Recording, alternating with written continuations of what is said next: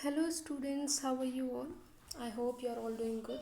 And today, this is the class 5 of this unit, National Income and Related Aggregates, and we are going to complete this second chapter.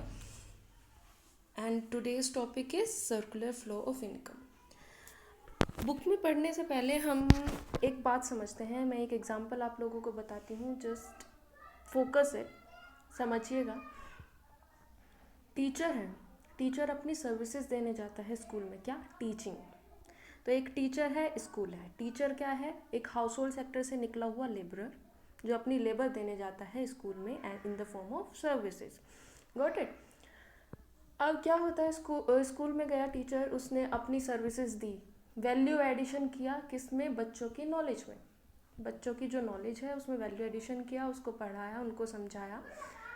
तो एक महीना बीत गया. उसके बाद उसको क्या मिला? जो उसने पढ़ाया, जो उसने वैल्यू एडिशन किया बच्चों की नॉलेज में, उसको उसका फैक्टर पेमेंट मिला. Factor payment in the form of wages, salaries की फॉर्म में उसको उसका फैक्टर पेमेंट मिला. क्योंकि टीचर एक हाउस होल्ड सेक्टर से बिलोंग करता है, वो प्रोड्यूसर सेक्टर में जा रहा है, तो वो क्या हो गया हमारा? फैक्टर सर्विसेज और फैक्टर प्रोडक्शन. उसके अंदर ही तो लेबर आती है हमारी. उसके बदले में क्या उसको क्या मिलना होता है? Factor payment. तो पहले क्या हुआ? टीचर ने वैल्यू एडिशन किया, वहाँ पे जाके प्रोड्यूसर सेक्टर पे हम वैल्यू एडिशन किया, बच्चों की नॉलेज बढ़ाई, बच्चों को पढ़ाया, टीचिंग की सर्विसेज दी अपनी. उसके बदले में उसको सैलरी मिली, इनकम. तो पहला क्या हो गया हमारा? Value addition. उसके बदले में क्या मिला उस टीचर को? इनकम. अब जो इनकम उस टीचर ने अर्न की आफ्टर अ मंथ, उसने उसकी जो ज़रूरतें हैं, उसका खाना पीना, जो भी उसकी ज़रूरतें हैं, जो गुड्स एंड सर्विसेज उसकी रिक्वायरमेंट्स है, जो ह्यूमन नीड्स होती है, उसको उसने खरीद लिया. He purchase goods and services from the producer sector again with this income. उसने अपनी सारी इनकम से गुड्स एंड सर्विसेज खरीद लिए जो भी उसकी ज़रूरतें थी. ठीक है. अब वो जो एक्सपेंडिचर उसने किया, कंजम्पशन एक्सपेंडिचर किया, खरीदा, तो पैसा गया होगा. पैसा किसके पास गया? फिर से प्रोड्यूसर सेक्टर के पास. प्रोड्यूसर सेक्टर ने उस पैसे को, क्योंकि एक हाउस होल्ड खरीद रहा है तो उससे डिमांड भी बढ़ रही है गुड्स एंड सर्विसेज की, उस पैसे से प्रोड्यूसर सेक्टर ने फर्दर गुड्स एंड सर्विसेज बनाने में इन्वेस्ट कर दिया. फिर से इनकम हुई, वैल्यू एडिशन हुआ, फिर से इनकम हुई, फिर से कंजम्पशन एक्सपेंडिचर हो गया. इसी फ्लो को, ये सर्कुलरिटी में जो चल रहा है हाउस होल्ड सेक्टर और प्रोड्यूसर सेक्टर का वैल्यू एडिशन, इनकम और एक्सपेंडिचर, इसी फ्लो को बोलते हैं हम circular flow of income. I hope आप लोगों को ये समझ में आ रहा होगा. सबसे पहले टीचर ने अपनी सर्विसेज दी, मतलब वैल्यू एडिशन किया बच्चों की नॉलेज में, बच्चों को पढ़ाया, उसके बाद उसको इनकम मिली. इनकम क्या होता है? फैक्टर पेमेंट, मतलब उसको वेजेस मिले. फैक्टर सर्विसेज के बदले में उसको फैक्टर पेमेंट मिला. जो भी उसकी इनकम हुई थी, उसने अपनी नीड्स एंड वांट्स को पूरा करने के लिए अपनी गुड्स एंड सर्विसेज जो भी उसकी ज़रूरतें थी वह खरीद ली. तो उसका जो सारी इनकम थी वो किस में बदल गई? एक्सपेंडिचर में, कंजम्पशन एक्सपेंडिचर में वो बदल गई. उसके बाद वो जो पैसा था वो प्रोड्यूसर सेक्टर के पास चला गया और उसने फर्दर प्रोडक्शन में उस पैसे को लगा दिया. ठीक है. अब यहाँ पे देख लेते हैं.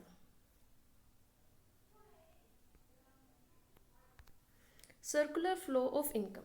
In every economy three activities never stop. कौन कौन सी थ्री एक्टिविटीज़ है? Production of goods and services, generation of income in the form of wages, interest, rent and profit, expenditure in terms of consumption expenditure and investment expenditure. मतलब क्या हुआ कि हम किसी भी इकोनॉमी में तीन एक्टिविटीज़ ऐसी होती हैं जो कभी स्टॉप नहीं करती. सबसे पहले गुड्स एंड सर्विसेज का प्रोडक्शन.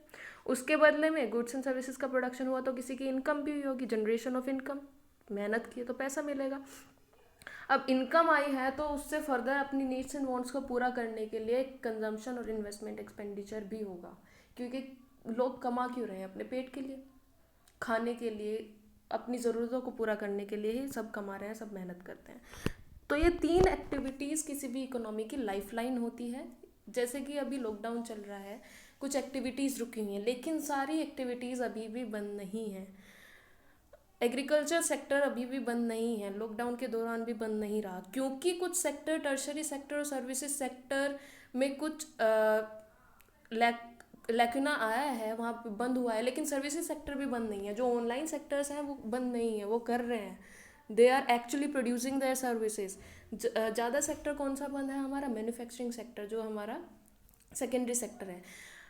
इसीलिए हमारी जीडीपी कम हुई है, क्योंकि वो एक्चुअल में उस तरीके से नहीं हो पा रहा है जैसे होना चाहिए था। ये एक अलग सर्कमस्टांसेस हैं, लेकिन किसी भी देश में प्रोडक्शन ऑफ गुड्स और सर्विसेज, इनकम और एक्सपेंडिचर नहीं रुकता है, क्योंकि इसी से हमारी इकोनॉमी चल रही है। Got it? जैसे कि मैंने अभी एग्जाम्पल से समझाया, सर्कुलर फ्लो ऑफ इनकम क्या होता है? प्रोडक्शन हो रहा है गुड्स और सर्विसेज का प्रोडक्शन, इनकम, उसके बदले में इनकम मिल रही है, और जो इनकम हुई है उसी को कंजम्पशन एक्सपेंडिचर में बदल के अपनी नीड्स एंड वांट्स को पूरा करने के लिए खर्चा कर रहे हैं लोग।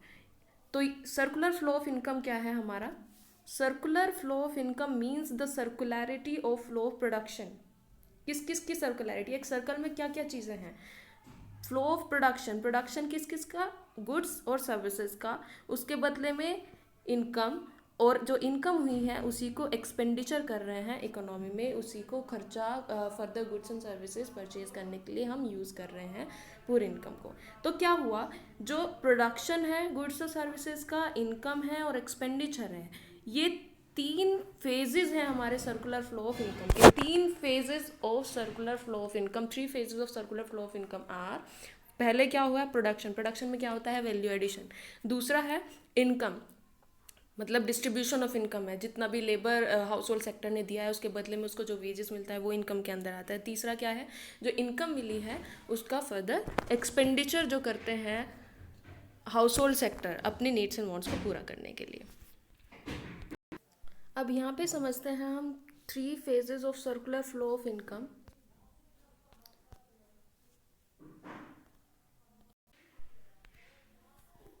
इसमें क्या है? सबसे पहले production of goods and services. Goods and services का प्रोडक्शन हुआ, इस फेज में वैल्यू एडिशन होता है। मैंने उस एग्जांपल से आपको समझाया, टीचर और स्कूल के एग्जांपल से। टीचर कहाँ से बिलोंग करता है? हाउस होल्ड सेक्टर से, और जो प्रोड्यूसर सेक्टर वो है वहाँ पे स्कूल। अब उसके बाद क्या हुआ? वैल्यू एडिशन के बाद उसके लेबर के बदले में उसको क्या मिलेगा? जनरेशन और डिस्ट्रीब्यूशन ऑफ इनकम, इनकम मिलेगी। इनकम के बाद वो क्या करेगा? Disposition of expenditure of income, जितनी उसकी इनकम हुई है, जितना उसने अर्न किया है, वो खर्चा कर देगा गुड्स एंड सर्विसेज को परचेज करने के लिए। आई होप ये समझ में आ गया होगा आपके 3 phases of circular flow. Now we move, ये देखिए, production of goods and services causes generation और distribution of income. Goods and services की वजह से क्या होता है? इनकम होती है। इनकम की वजह से क्या होता है? अगर हमारे पास पैसा है तभी तो हम उसको खर्च कर सकते हैं। इनकम की वजह से एक्सपेंडिचर होता है।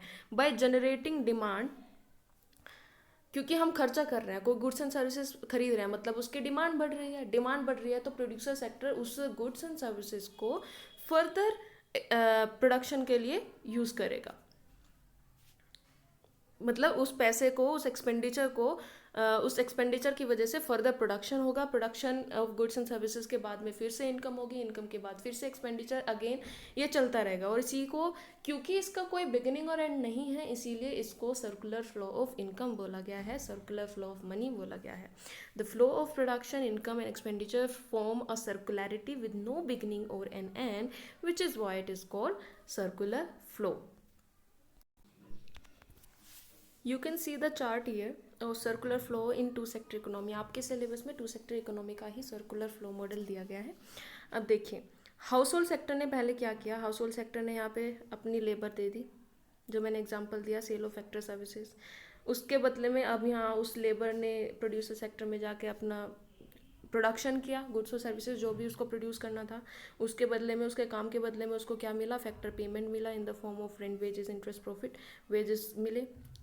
मैं एक पर्टिकुलर लेबर की यहाँ पे बात कर रही हूँ, एग्जाम्पल के तौर पे मैं जो समझा रही थी। उसके बदले में अब क्या हुआ? यहाँ पे गुड्स एंड सर्विसेज प्रोड्यूस हो गए, और इसके पास क्या आ गई? हाउस होल्ड के पास क्या आ गई? उसकी इनकम। अब जो गुड्स एंड सर्विसेज प्रोड्यूस हुए थे प्रोड्यूसर सेक्टर में, उसको किसने उसने बेच दिया इसको, हाउस होल्ड सेक्टर को। हाउस होल्ड सेक्टर ने गुड्स एंड सर्विसेज खरीद लिए और उसको एक्सपेंडिचर, कंजम्पशन एक्सपेंडिचर, उस प्रोड्यूसर सेक्टर को पैसे दे दिए। पैसे दे के तो कुछ सामान खरीदेंगे। यही हमारा circular flow model. I think इस पे अब ज़्यादा बात करने की ज़रूरत नहीं है। अब इसके एग्जम्पशंस की तरफ चलते हैं। सबसे पहली एजम्पशन आती है सर्कुलर फ्लो मॉडल की कि इकोनॉमी में सिर्फ दो सेक्टर एग्जिस्ट करते हैं, हाउस होल्ड सेक्टर और प्रोड्यूसर सेक्टर। हम यहाँ पे दो ही सेक्टर की बात करेंगे, हाउस होल्ड सेक्टर की और प्रोड्यूसर सेक्टर की। आपके सिलेबस में टू सेक्टर मॉडल ही दिया गया है सर्कुलर फ्लो का, इसलिए house hold sector producer sector की बात करेंगे और ये इसका पहला एजम्पशन होगा इस मॉडल का। वहाँ पे कोई गवर्नमेंट सेक्टर और कोई फॉरेन सेक्टर नहीं है। दूसरी, जो household spend their entire income so that there are no saving, यहाँ पे नो लिखा हुआ है, so there are no saving, मतलब जितनी भी हाउस होल्ड सेक्टर की उसके लेबर के बदले में जो भी उसको वेजेस मिले हैं वो अपनी एंटायर इनकम खर्च कर देगा। जो टीचर है, मैंने टीचर का एग्जांपल दिया, टीचर को जितनी 50,000 रुपये मान लीजिए तनख्वाह मिली, उसने 50,000 के 50,000 अपना खर्चा कर दिया, उसके पास कोई भी सेविंग नहीं बची है। ये दूसरा उसका सर्कुलर फ्लो मॉडल का एजम्पशन है कि उसने अपनी सारी इनकम जो हुई है वो खर्चा कर दिया। जैसे कि मैंने पहले ही बताया, इसमें दो जो हमारी इकोनॉमी है उसमें दो ही सेक्टर मौजूद हैं डोमेस्टिक इकोनॉमी में। कौन कौन सा? हाउस होल्ड सेक्टर और प्रोड्यूसर सेक्टर। उसमें गवर्नमेंट सेक्टर और फॉरेन सेक्टर नहीं है, इसीलिए जो डोमेस्टिक इकोनॉमी, तीसरा अजम्पशन हमारा आता है, domestic economy is a close economy. Close economy का क्या मतलब है? वहाँ पे एक्सपोर्ट और इम्पोर्ट, मतलब कि हमारा दूसरे देशों के साथ कोई भी रिलेशन नहीं है। Export and import of goods and services हमारा नहीं हो रहा है, ना तो दूसरा देश हमारे देश से कुछ खरीद रहा है, ना हम दूसरे देश से कुछ खरीद रहे हैं। अब चौथा एजम्पशन आ जाता है, there is no government in the domestic economy. ये पहले पॉइंट में ही क्लियर हो जा रहा है, लेकिन इन्होंने 4 पॉइंट इसके बना दिए कि दो ही सेक्टर एग्जिस्ट करते हैं, वहाँ पे कोई गवर्नमेंट सेक्टर नहीं है, क्लोज इकोनॉमी है, मतलब कोई फॉरेन सेक्टर भी नहीं है, एक्सटर्नल सेक्टर नहीं है। और एक पॉइंट क्या है, हाउस होल्ड के पास जितनी इनकम आती है वो अपनी सारी इनकम का खर्च कर देता है। अब बात करते हैं ऑब्जर्वेशंस। ऑब्जर्वेशन क्या हुई इस मॉडल की? सबसे पहले क्या किया था? Value addition. वैल्यू एडिशन की थी, टीचर ने नॉलेज दी थी, स्टूडेंट्स को पढ़ाया था, अपनी सर्विसेज दी थी, तो उसके बदले में factor payments value addition by the firm. जितनी भी उसने वैल्यू एडिशन की उतना उसको वेजेस मिल गए, मतलब क्या हुआ? Value addition is equal to wages, जितनी उसकी इनकम हुई। और हमने एजम्पशन में अभी पढ़ा, जितनी उसकी इनकम होगी उसने वो एक्सपेंडिचर कर दिया, मतलब कि income is equal to expenditure. समझ रहे हैं बात? जितनी टीचर ने वैल्यू एडिशन की थी सर्विसेज की उतना उसको इनकम मिल गई, तो यहाँ क्या हो गया? Value addition is equal to income. और जितनी उसकी इनकम हुई थी, मान लेते हैं 50,000 उसको उसने वैल्यू ऐड किया, 50,000 उसको तनख्वाह मिल गई, और 50,000 के 50,000 उसने खर्च कर दिया, कंजम्पशन एक्सपेंडिचर कर दिया। तो क्या हो जाता है यहाँ पे? Value addition is equal to income generated is equal to expenditure on goods and services. हम इसको बोलते हैं ट्रिपल आइडेंटिटी, मतलब जितना उसने वैल्यू ऐड किया उतनी ही उसकी इनकम हुई और उतना ही उसने खर्च कर दिया गुड्स एंड सर्विसेज पे। और जब ये वैल्यू एडिशन, इनकम जनरेटेड और एक्सपेंडिचर तीनों इक्वल हो जाते हैं, उसको बोल दिया गया है यहाँ पे ट्रिपल आइडेंटिटी। अब हम क्या बोल सकते हैं? Circular flow model that value added is converted into income. जो वैल्यू एडेड है वो इनकम में कन्वर्ट हुई है, and income is converted into expenditure. जितनी इनकम हुई है वो एक्सपेंडिचर में कन्वर्ट हुई है। It is in this conversion process which keeps the circular flow always in state of circularity. इसी की वजह से जो हमारा मनी है वो हमेशा इकोनॉमी में सर्कुलर फ्लो में, सर्कुलरिटी मोशन में चलती रहती है, उसका कोई एंड नहीं है।